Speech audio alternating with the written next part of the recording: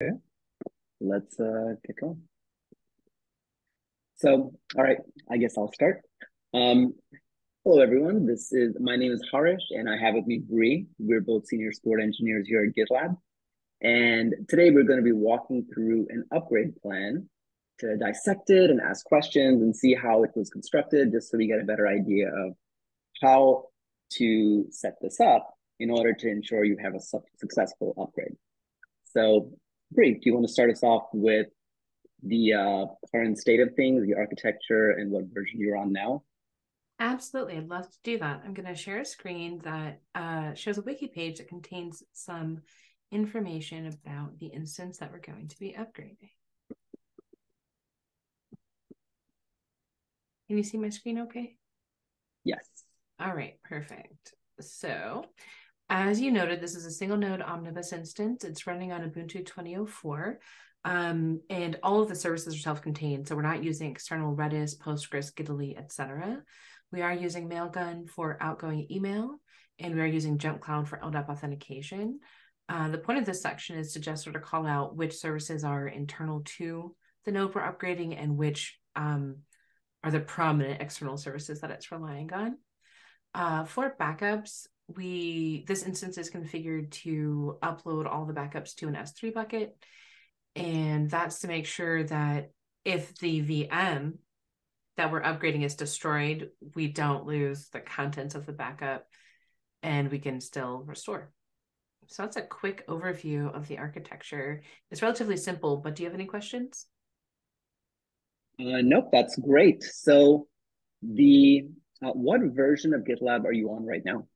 That's a great question. I will switch over to the issue and we can talk about versions and things like that.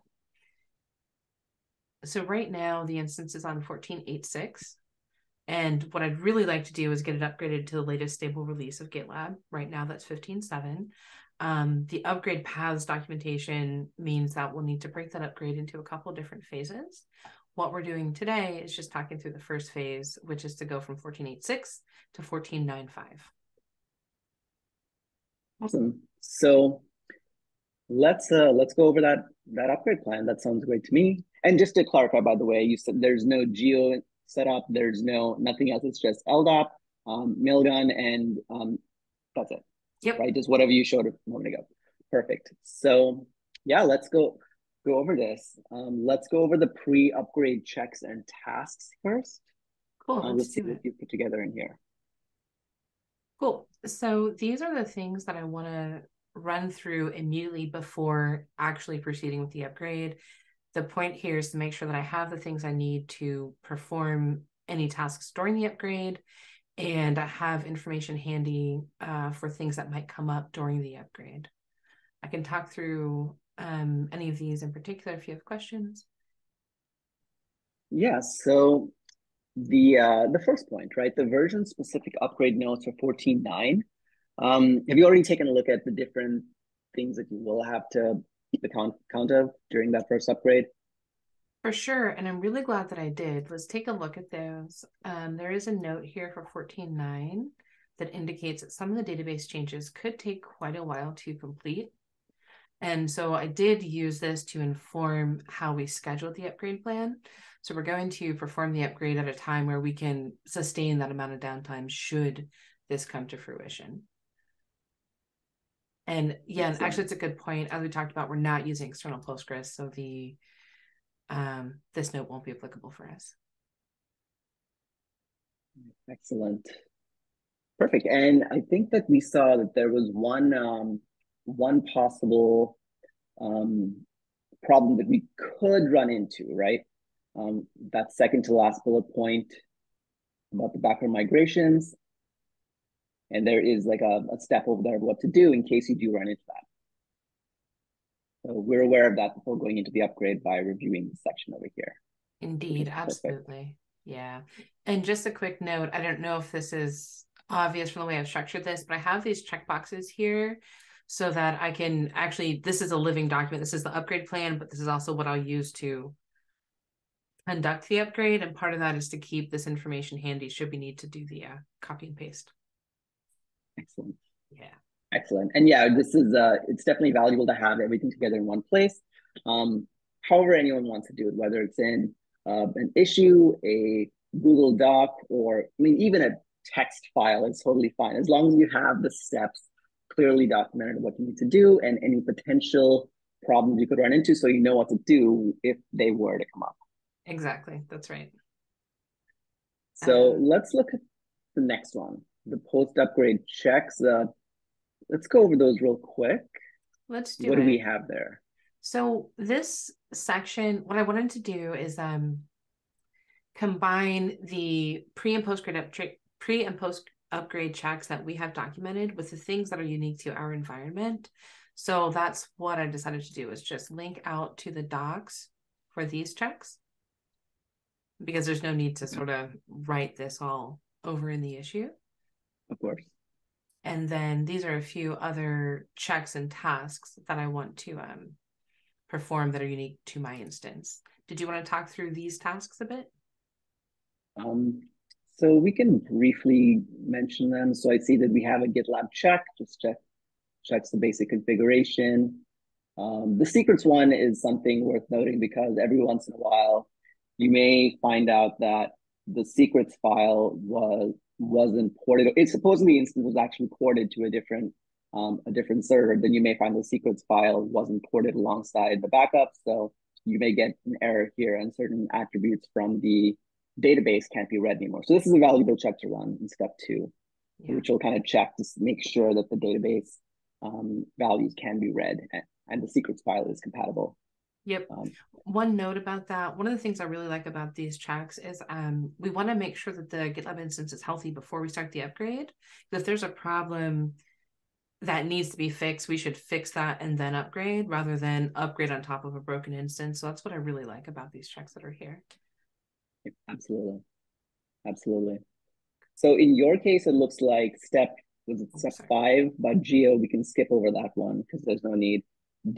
I didn't see that there's Elasticsearch set up, right? That's correct. So we can actually skip 5 through 7 because we're also not using reply by email or service desk. All right, perfect. So yeah, the steps 1 through 4 then. Perfect. Yeah, let's look at the upgrade plan again. Let's do it. Perfect. So over here we have the reconfigure next to make sure it exits cleanly. Can you talk a little bit about the API token? Sure. So the point of having that readily available is twofold. One, if I want to use the API to turn maintenance mode on or off, I don't want to have to go find a token and all of that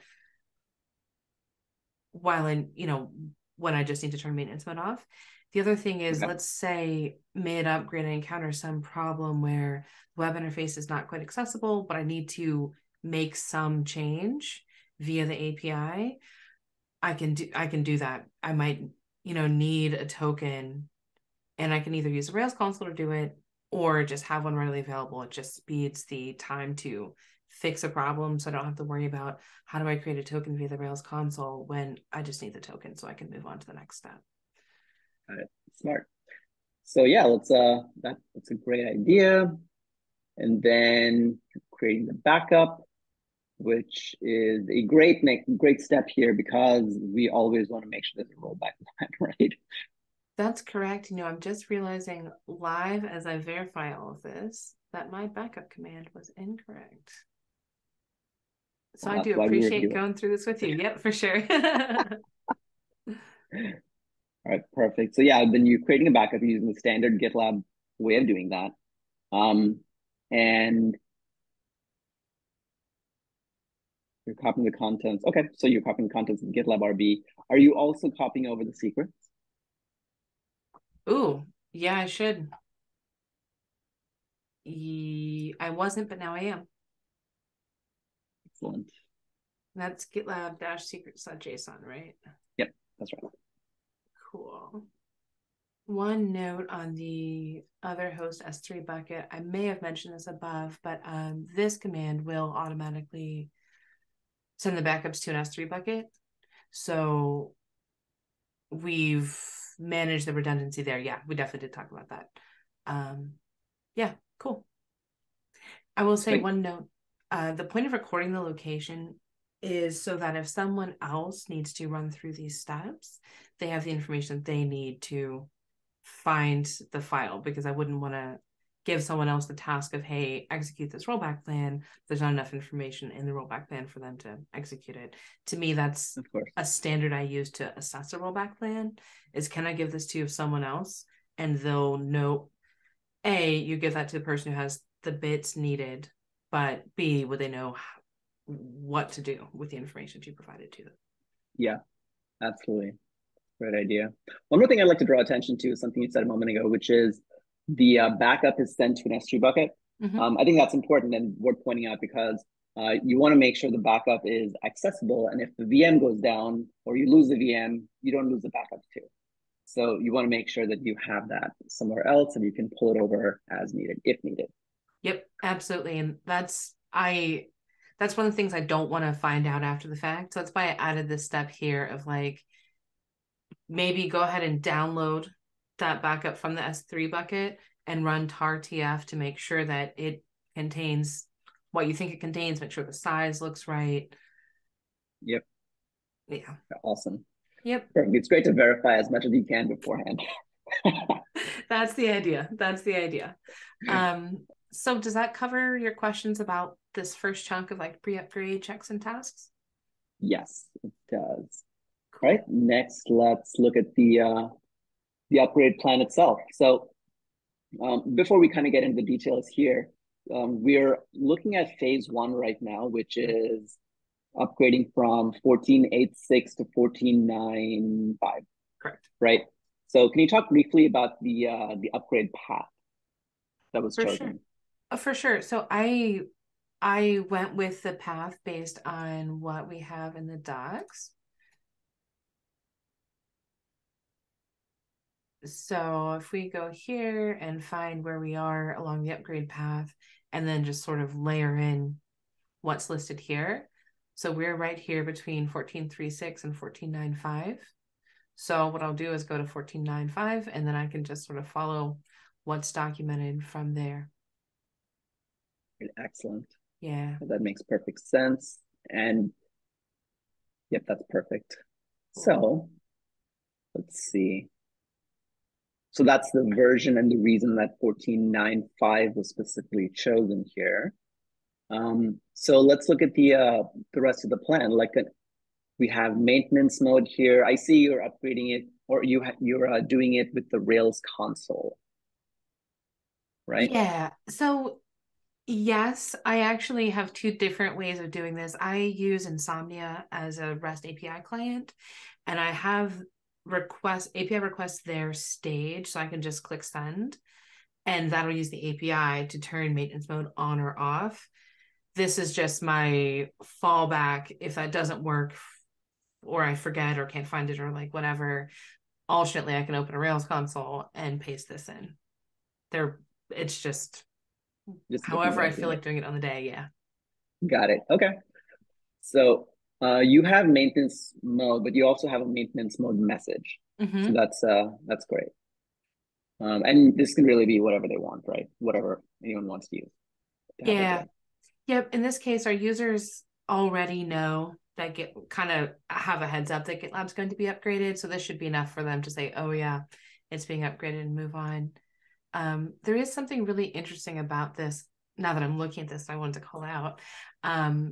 There's so much pre and post work. The upgrade itself is actually a relatively small part of this. And I think that that's reflected in like what we try and do with upgrade assistance, where we're focusing a lot on the plans and making sure things look right before we proceed.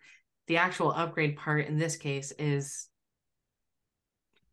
a much smaller component of the overall plan. And I think that's kind of interesting. Yeah, absolutely. Especially if everything is done right beforehand, the upgrade should just be running a couple commands and then waiting for it to come back up. That's it.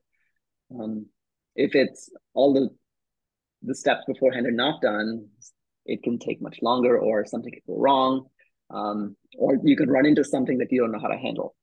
Right.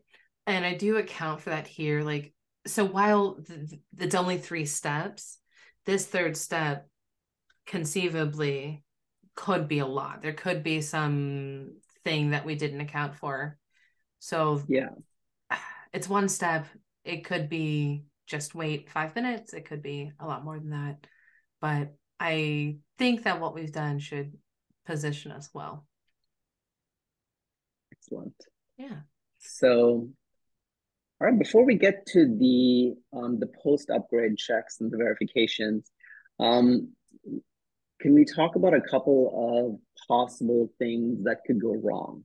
Let's do it. I know that's not really mentioned over here as much, but it's something that you and I have run into a few times before with other customers, and I'd like to make sure that we address them to make sure that in case they happen, people know what to do. Let's do it. Sweet. So the first one is something that's actually mentioned in it was in the notes for 14.9, which is migrations, right? In case they're still stuck or pending, or you don't know how to check them, can we kind of show how to check them and how to see what's going on with them? I believe we should be able to look in the UI for once the instance is up and running, we can Right. look in the UI in the main background jobs section. Let me pull it up on my instance just to double check the naming convention. But yeah, we would look it up over there, and then there's also some documentation that I'll have to find in a second. I can link to after this. But yeah, it's valuable to know what to do in case those come up. And this is exactly the page I was looking for. Okay. So yeah, it's a good idea to understand the different things over here just to have them ready just in case. Yeah, I think that's a really good idea. I'm going to just immediately update the upgrade plan to link directly to this because that's a good call. I need to have them handy. Since we're doing this live, I'll start by just linking to this.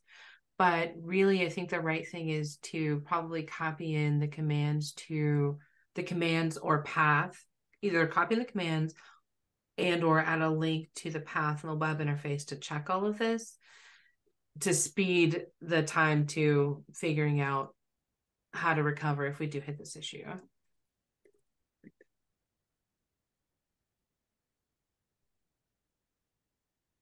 That's a good call. Sometimes having a link to the right doc goes a long way and is actually what you need to solve the problem. Yeah. Oh yeah, absolutely. So that's great. So that's backward migrations, and that tends to be one of the bigger things. Just a little note on that. We mentioned it before, but just to kind of mention again, if there are background migrations running, make sure they finish before the subsequent upgrade. They have to finish all the way through, and that's actually the reason for this error you're seeing in front of you over here. It comes about by those migrations not finishing, and the next upgrade is started. So wait, that's one thing. The other thing I wanted to mention is something we touched on earlier too, which is the secrets. That's the other issue I see a lot, Yeah. Where maybe a secret file was deleted or moved or renamed, or just the entire GitLab was migrated and the secrets file wasn't taken alongside it. So for that, we have that check that's in the pre-upgrade checks. It's the Yes. GitLab Doctor. Get the exact names. Doctor Secrets. There he is. GitLab Doctor Secrets rig task, and that's valuable. And if you click that link that can be decrypted above it, that'll take you to what the output will look like. And it's just valuable to see this. If there are failures, one of the first things you can try is just restoring the original secrets file in case there's a difference. In case that wasn't, make sure you keep the original one too, and don't get rid of it, and then contact support if that's still a problem. Exactly. Yep. So those are probably the two biggest issues I see most often. Anything else you want to mention, Brie, that maybe you've seen written would be valuable to add here? No, I think I just want to give a giant +1 to the things that you said. I think definitely keep copies of old versions of the secrets file, especially if you wind up needing to modify things. Follow the docs. I think really actually follow the docs, wait for things to complete, contact us if they don't finish properly is sound advice. Oh, yeah. Sweet. Yeah. All right, so let's go to the next section here. Cool. So now on the instance, the upgrade is done. Everything should be good. So let's let's go ahead and make sure, right? Yep, So that's the idea. So just one thing to clarify, we only yeah, move to this stage once we either observe the command exit successfully or fix whatever happens, whatever errors come up during the upgrade. So at this point, like GitLab is up and running. GitLab is running the new version. This is all designed to check, is it doing all of what we expect it to do with that new version? yeah, right, excellent. So great, let's look at the first point, which is post-upgrade checks, which I believe is the same thing as the pre-upgrade checks. Correct. So it's just another link to Yep, it. it's a We're repeat. just running the same checks again and make sure that we're not seeing anything different, right? That's the idea. Excellent. So let's briefly talk about the next few steps here. Make sure the root user can log in. That's valuable, right? Any user should be able to log in. Yep. Turn maintenance mode off. And you mentioned that you had you could change this via the API, the Rails console, or even in the UI. But either way, just have a plan to do it. So you make sure that that's done. Yep. And then make sure users can log in. And that's a great point. You have LDAP set up, so you want to make sure that users from the local passwords and the LDAP users can log in, right? Exactly. Great. Exactly. Anything else you want to go ahead? I'm sorry. Oh no, I was just gonna say, like, if there's a problem with any of that, we want to know as soon as possible so we can figure out, is this related to the upgrade or not? Yeah. So Excellent. So, all right, great. So what we have here, we have the projects can be cloned. Choose a few different groups. That's a great idea. Commits can be pushed. And just something I want to mention about all this stuff is when we're checking all this, it's hitting different parts of GitLab. Like the users can log in, it's checking Puma, checking Workhorse, checking the database, make sure they're all up and can be accessed. Make sure commits can be pushed. It's checking Gitly to make sure it's available and can accept new commits. Projects can be cloned, same thing. And different groups and different projects in case they're different shards, it's able to get to all of them. And just checking a variety of them. And yeah, so it's just valuable to run these checks because it does hit on many different parts of GitLab and to make sure that they're all accessible and running as they should. that's a really, really good point about these things hitting different components of GitLab. As you're talking, I think the other interesting thing about these checks, right, is that the things we do in post upgrade checks give us a high level, like here, we get a high level overview. Is that component like up and healthy? And then this sort of layers in the more of the like things that humans expect. So it could be that the service is up and healthy, but the disk for those repositories is question mark, and we don't really find that out until we start using it in a way that is different than what a rig test can tell us. Yep, exactly. So great. So we have a couple more checks here. The GitLab check, which you mentioned a moment ago. The envinfo, which checks see the version of the different components and make sure that looks good too.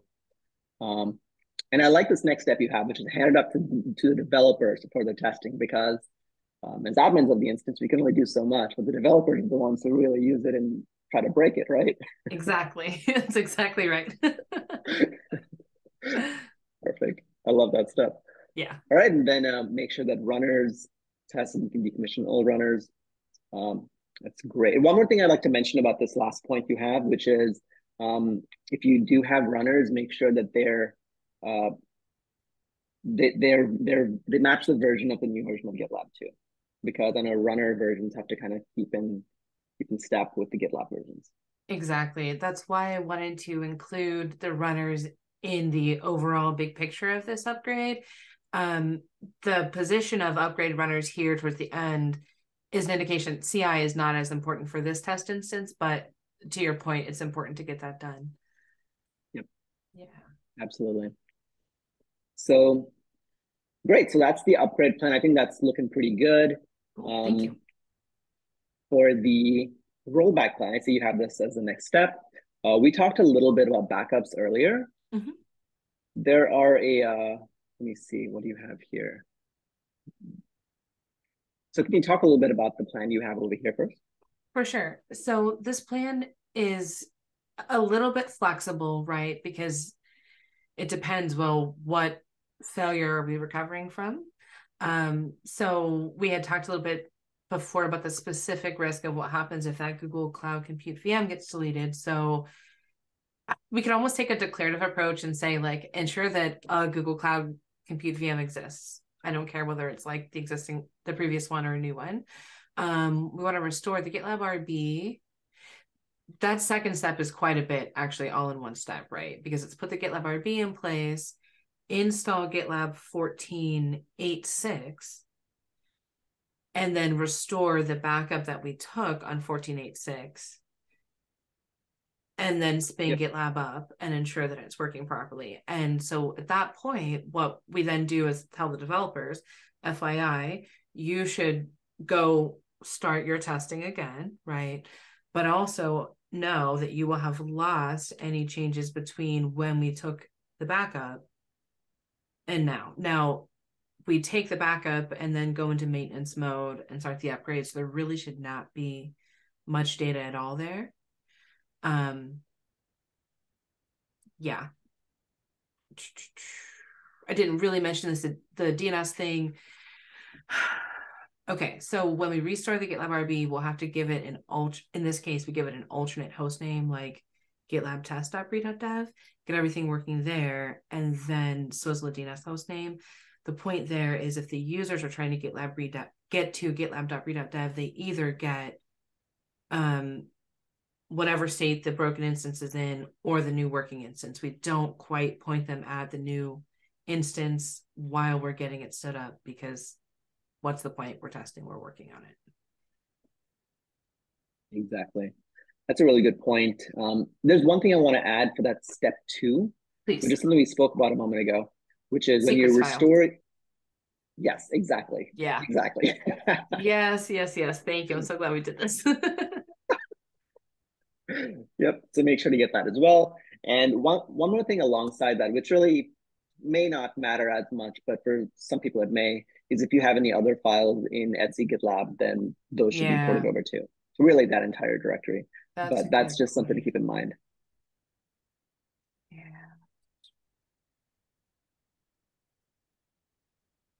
That's a good point. So I'm going to leave this note here and then say that actually this is not complete, because what we should do is either A, back up all of Etsy, or B, write down what are the specific things in Etsy that we need to move over. Yeah. Again, yeah, caring for if I have to give this rollback plan to someone else, make it clear for them, like, this is exactly what you need. Yeah, that's a good point. Thank you. Yeah. We actually have a GitLab CTL command to back up everything that we would need here. I can't remember off the top of my head, but it's like GitLab CTL Etsy Etsy backup or backup? backup Etsy, Yeah, one of the two. Yeah. So it'll back up everything in Etsy GitLab, and it'll put it in a file that you can just kind of take over that's and check smart. out. Yeah. So that's we're keeping that in mind too. Gotcha. And one last thing I'd like to mention here, which is kind of more bigger picture. Assuming we were to do all these different phases, right? We were planning for all these phases. In case users would use the instance in between them, I would create a new backup before every single upgrade. That Yes. way, whenever you restore, you're not restoring something from 2 weeks ago or Yes. from before users were, or from even a few days ago with a lot of changes that have happened since then. This way, you have the most recent version. And another bonus of this is supposing there are lots of migrations, and then you want to wait until the migrations are done and then create a new backup. So that way, you don't have to wait for those migrations again. So That is so another smart. little bonus. So that makes sense. I just want to make sure, like, this, the way this is structured, how do I say? If this plan is followed the way I intend it to and meant to write it out, yeah, you'll get a backup immediately before starting any upgrade. And it's funny that you mentioned what you did, Harish, because I just had a ticket with a customer who is working through a multi-step upgrade situation. And they got a few steps in, encountered a problem, initiated their rollback plan. And I was just so happy when I saw their email that said they rolled back to the minor version that they had just finished upgrading to, not the version that we had started the ticket on. I made me very happy. Oh yeah, it's great. It's safe. You can save so much time. Yes, like, and it's a real. This is not hypothetical. Like, this happens. It's real. Yep, yep, yeah, absolutely. Yeah. All right, awesome. So that's all I really had to break down this plan over here. Is there anything else you want to add, Brie? Um. No, I think this was really good. The plan is definitely better for our having looked at it, and I think that's a really. I completely forgotten about the Etsy backup thing, but I'm definitely gonna add that, and then also take a look if there's anything outside of Etsy GitLab that I may have needed. But that falls in the space of I'm an expert in my own architecture. I wouldn't expect you to know what those things were, you know? Um, and I actually think that it should be fine. But yeah, that's the other thing I would do to kind of augment the plan before we actually move forward with it. Okay, Cool. excellent. Well, this was great. I'm glad we got to do this. And let's do this again with a different version another time. Absolutely. Sounds good. Thank you.